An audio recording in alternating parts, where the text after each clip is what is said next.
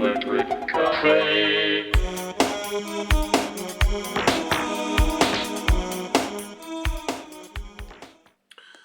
Hey everybody, welcome back to Electric Cafe. Today's album review is on Interior's self-titled and debut album called Interior. This is day 25 of my 30 days of focusing on 60s, 70s, and 80s new age ambient and experimental music. So we're getting towards the end of it.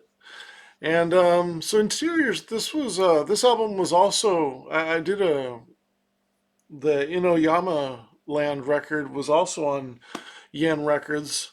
Originally, this one was also on uh, Yen Records when it first came out. They redid the artwork and then brought it out on Windham Hill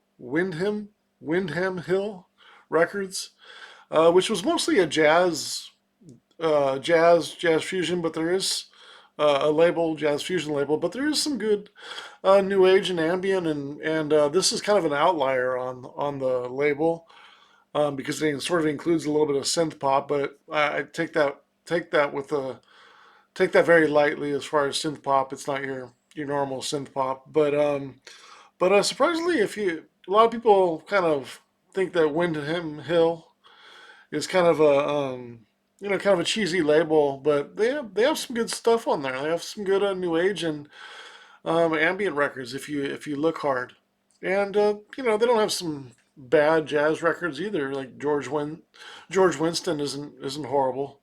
I like his piano playing, but this was definitely a unique album for the time. I don't think they really did really any other Japanese music at the time, and but I'm sure probably the label heads at the label probably was really impressed by this, and even though it was something unique and different, I'm sure, and that maybe doesn't fit in with the rest of their music, but they still felt like it was good enough to release. So that just kind of goes to show how good this record is, especially for the time. This was produced by Hiromi Hosono, which again was the owner of Yen Records and was also from Yellow Magic Orchestra, aka YMO. So he produced this album. Interiors is an electronic and new age Japanese band. There's four members in it. The songs are kind of a experimental electronic and a synth pop blend. There's only like maybe one song in here that really has words. So it's mostly, it's got a little bit of synth pop in there, but nothing like consistently like dancey or really poppy. It's kind of more on the, I don't even really wouldn't say it's lounge music or really popular. It's maybe just kind of a electronic. I would almost think it's like a little bit more of like electronic jazz, just not tied to the more traditional jazz or jazz fusion, but it's kind of maybe a little bit more electronic than really synth pop and definitely new age for sure. There's some tracks in here that have a lot of potential, like some very good tracks that have even more potential on here. I wish they kind of um, was a little bit longer and sort of did a little bit more experimentalism on some of the tracks. To kind of took them a little bit further. It's a fairly short album. It's 34 minutes.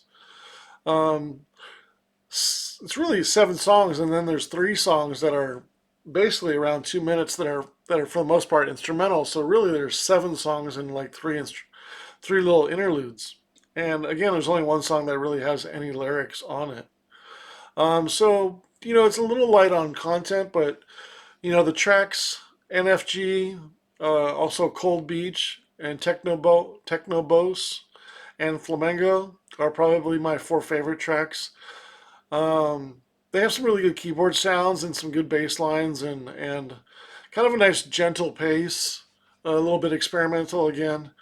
It's definitely one of the more unique albums on the label on Windham Hill Records.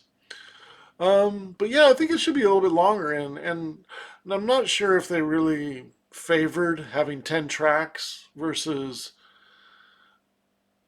the quality of the 10 tracks. I don't know if they were like, okay, well, you got seven songs, you need a few more tracks, and then they just do a couple short tracks, and that fills it up. I don't know if that was kind of the decision, but I feel like there could be a couple more tracks on here in place of some of the subpar ones. All the shorter ones are the three shorter tracks are the three least liked tracks by me. So that just kind of, for me, that kind of proves the point of those tracks kind of being fillers and not really that good. And in some ways, it hurts the overall rating of the album. Like I think if you take those three songs out, you have a very probably a 70 to 73 rating, it being very good. But those take the album score down, and the album's already fairly short anyway, so it falls a little short of being a very good album. As far as the individual tracks, Techno Bows, track number one, 3 stars. Giant Steps, 3 stars. Flamingo, 3.25 stars. NFG is probably my favorite, 3.75 stars. This one actually has uh, a little bit of vocals in here. I like the drums, the bass, the keyboard is really cool. It almost sounds a little new romantic. Like I don't know if they were listening to Japan or if David Sylvain was a little bit of an influence. But considering there's a YMO member on here, I don't know how they wouldn't know about Japan in 1982. So I think this is definitely inspired by Japan.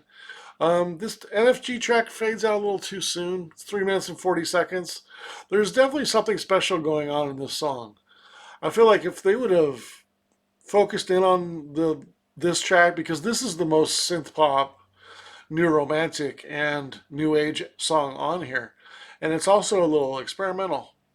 It almost sounds like a Japanese synth pop ballad in a way, but it's got some really cool sounds on it. It's my favorite track for sure. 3.75 stars. I feel like if they went this direction on this album, you could have had a fantastic album on this. I think this that direction would have been the way to go. Instead of it's a little bit new agey and a little bit maybe lacking ideas. It goes into a couple of my least favorite tracks next. Reply, I give it 1 star for being okay. Timeless, I give it 2 stars for being good. Both those tracks are under 2 minutes. And then track number seven, Cold Beach. This one definitely sounds inspired by David Sylvain's work. Some nice experimenting on here, but uh, I think of Japan all day on this track. 3 stars. Or David Sylvain, I'm sorry. Track number eight, Luft. 3 stars. Nice piano. Very cool sounding bass line. Got some nice beefy analog kind of bass line on it, which is really cool. Track number nine. Oh, I'm sorry, that was 3 stars. Track number nine, Ascending, the other short song. A little bit over 2 minutes. 2 stars as well. And then the last track called Park. This one's 3 stars. I like the melancholy outro. It's kind of gentle, peaceful, fairly simple, but nice. And so when you think of like, even though I kind of like that track, it's fairly simple. Then you got a couple tracks that are 3 tracks that are in 2 minutes. You're kind of only pushing 5 or 6 songs on here, and again, 9 of the 10 tracks are instrumental. So it's just kind of a little bit lacking as far as input. Love the artwork, by the way. Love the packaging on this. I actually like this artwork better than the original, even though the original looks a little bit has like a checkered board. It kind of looks like black and white checkerboard. It almost looks a little bit more like it was a specials record, like it was ska or something like that. Um, this is considering they call it interior, and then it's kind of got kind of a interior architecture kind of design. With all the architecture and lines and stuff like that. I think it goes a little bit better with the name of the band and the album. They do have a second. I think they. Well, I'm trying to think. They have a second album that was also on Yen, and it was also released on Windham Hill Records. Windham Hill Records. God, it's like a tongue twister. Windham Hill Records. They also have their second album on this label, so I'll definitely review that one in the future. I think that one came out in '85, where this one's 1982. But overall, I give it a 2.70. It's 27 stars divided by 10. Um, if I took out those 3 tracks, it'd be a 22 divided by 7. It'd be over a 3. It'd be closer to 3.1. So you can see how those 3 tracks, which is the three slowest, the um, three, what was it, quickest, the three shortest tracks, and they all have the least. Um, they're least liked by me. Kind of hurts the album taking it from like a 72 or so down to a 67. So that's where I landed, a 67 out of 100. I think it's a definitely a good album. Um, it's got a lot of potential, and there's some prices that of this record that are kind of absorbent on like the original copies. So pick up a copy on Wyndham. You can still get a copy for like $5 to $10. I think I got this one. It does still have the price tag on my thing, so it looks like I bought it for $7. A few years ago, I found this, but I got it for like $7, and it's a nice pressing. Windham Hill Records do a really nice job pressing on their records. So nice quiet pressing, and even if you get a lot of static on there, they still play really well. But yeah, that's my review on Interior's self-titled album called Interior. I guess it is self-titled already, huh? From 1982. Give it a 67 out of 100. Just curious if you've heard this album and what are your thoughts on it. All right, thanks so much. Cafe.